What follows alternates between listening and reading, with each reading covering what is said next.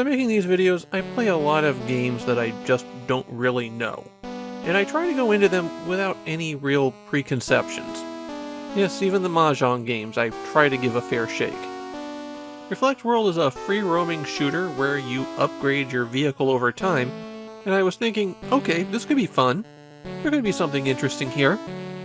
And then the game is just a collection of wrong choices.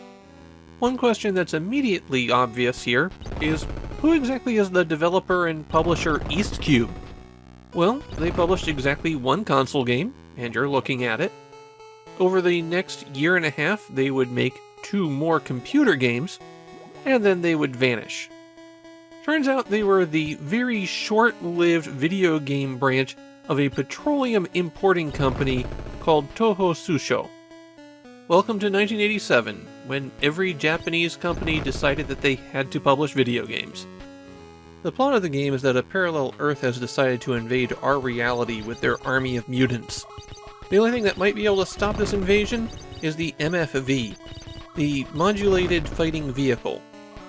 The way this works as you play is that you're driving a tank around in these weird environments. B fires your main gun, if you have one, and A fires your secondary weapon, if you have one. When you kill the monsters that spawn in, you get gold. You take the gold to a shop, and you can buy an upgrade. Your tank doesn't really have a visible life bar, but you can give it fuel, eventually. And as you get hit, you'll lose fuel. Eventually, you'll run out and get destroyed. And that's the basic loop. You just keep upgrading until you can destroy the boss, and that's the end of the game. Now, that's kind of simple, but it doesn't sound that bad. At least until I start getting into the details. First, you start with nothing. No guns, no fuel, nothing. You do have 200 gold, and so your first task is to get to the shop. Right after you start the game, there's a branching path, and if you turn right, you'll come across the shop immediately. If you turn left, however, then you wander into an infinitely looping path that's virtually impossible to navigate, and you're never going to find the shop. So after I spent 15 minutes doing that, I dug up a walkthrough, then I could finally know where I was going. The shop menu is a little bit confusing. You have to navigate it using Select and Start. The items for sale are always in the same order. First there are the main guns, and this determines how much damage all of your shots do. A lot of enemies will require a real pounding to destroy them, so upgrading your main gun needs to be a priority. Next up is the generator, and this determines how much damage you'll take for every unit of fuel. Enemies tend to release a real fire hose of bullets, and it is extremely difficult to dodge them all. Once you've upgraded a couple of times though, you can just sit there and take it while firing wildly.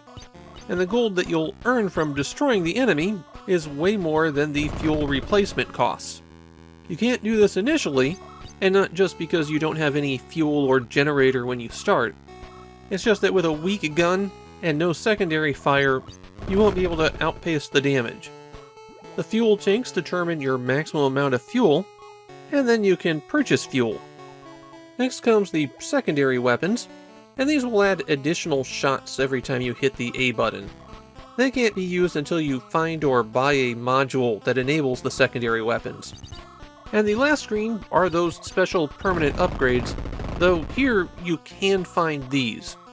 And they're so expensive that you'd want to spend your money on any of the other things anyways. The permanent upgrades are how you open additional paths to eventually reach the bosses of the game, and they do things like let you drive in water or open force fields. When you exit the store, you go to your status menu, which you can also access by hitting select. And this will show you your current gold and fuel, plus as you cycle it by hitting the start button, you'll be able to see what weapons you have and turn them on, because they're not on by default. And finally you have the option to save the game. So now that we're equipped, we can start exploring. And here's where things get really ugly. Reflect World is divided up into about a dozen maps, and all of these maps are linked through underground passages. The maps themselves are roughly 5 screens tall by 5 screens wide, except they loop in both horizontal and vertical directions. That makes it a bit trickier to navigate, but not unmanageable. But then you enter the underground, An area with literally dozens of identical passages in dozens of identical rooms, set up with no landmarks, and most of the passages cut back and forth between each other, or another identical underground map. It is impossible to navigate this without a guide. You can't even drop anything to act as a landmark. The best thing I could advise if you're playing without a map is to enter a passage, and if it goes to someplace that looks the same as you just left, double back. There's even small chambers in the underground passages, except all of these look alike too. This is a game designed to maximize your inability to navigate. And as another factor in that, those first permanent upgrades that you need are on maps that are completely blank except for the station where you pick up the item and the cavern entrance. So good luck navigating that without any landmarks. I suspect that the reason that there's so many empty, identical maps is because without them, this game would be over really quick. There's very little defined here.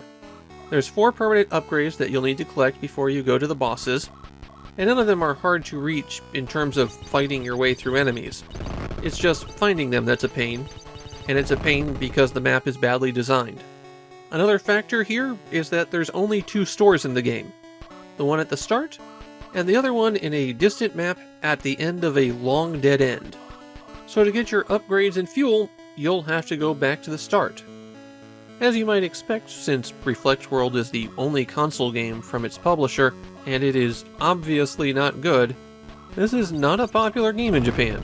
But it's low-key enough where it's not really considered one of the high points of bad games either.